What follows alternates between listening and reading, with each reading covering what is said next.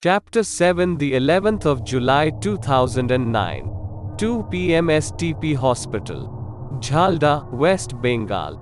Arg, my head is spinning, cried Savitoj, waking up. He noticed that Ryan looked a little better with fresh new clothes on. Mohan was standing beside him with Chiranjeet. Chiranjeet had a smile of satisfaction on his face, not on seeing Savitoj back to his senses, but because his claim about the station had indeed turned out to be partially true. The ceiling lights were on. Even though it was a government hospital, it looked quite clean. The maintenance staff was well spoken and helped at a moment's notice. Savitoj's clothes were changed on request. What happened at the station? Savitoj asked. He was still not feeling completely alive but was conscious to the point that he could understand and speak things clearly. Sir, a boar attacked us. He dashed straight at you. Ryan explained. Savitoj checked his neck for the point of attack. It was the exact same place where the spear struck him in the dream. He immediately knew he went into sleep paralysis. The scenario of the night intermingled with the past events replayed in his head. The dream hadn't been completely imaginary.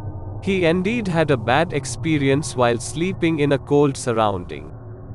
The past was so treacherous that he had quit sleeping in low temperatures since. Eventually, he started hating the cold-related activities completely and was even afraid of it up to a point. Clearly, he had phrygophobia. Mohan briefed the happenings of the last night. You were lucky he didn't dig his sharp tusks in you. It was clearly a sigh of relief to everyone. His teeth just brushed against your neck. After hitting you, the wild beast headed towards me. He gave me a tough fight, but Ryan sir helped me in the combat. Mohan added and kept looking at his dagger. He purposefully didn't clean it properly. Mohan wanted to keep it as a trophy, but he also knew how unhygienic it was. But before washing it off, he had to show it to Savitoj. I only threw empty barrels on him, Ryan said. How long have I been here? Are you too injured? It hasn't been even a day.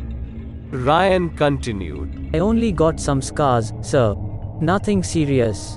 Besides, women love war scars. I will have better stories to tell them now. I think your wife will also appreciate yours. Savitoj gave him an absent look. At some point, she did, I guess. Ryan gave a regretted smile. Anything he'd say would make it worse. Fuck off. Savitoj was a bit relieved, and his eyes were about to shut again.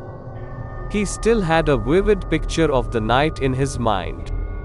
Ryan continued elaborating the story, even though Savitoj hardly had any strength to listen. You should have seen it. After the boar struck you, Mohan returned quickly and leaped forward to scare the beast away from you. But the creature directed itself towards me. I took my pistol and shot 3 complete rounds, mainly hitting the legs of the rapidly approaching creature.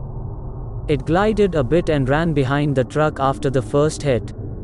It tried to attack from behind. By this time, I got near you to drag you to safety. The boar moved up swiftly, but I still managed to throw the drums, hitting precisely on his head, which left him paralyzed. Thanks to my practice in marble games at a young age. Then, Mohan charged from my side and shoved a dagger in the beast's belly before he could rise again. Once he was down, I took another barrel and struck him hard on his head again to make sure he was really dead. The blood splattered all over the place and hence the stains. What about the blood we found on the platform? Savitoj inquired. The boar killed a rodent and dragged it through the grass. We found it near the truck from where the beast charged. So, nothing interesting about that. Besides that, we didn't find anything. Boars are not the creatures that are usually seen near the village. Mohan stated. Nothing is strange in this world, my friend. Ryan clarified with a wink.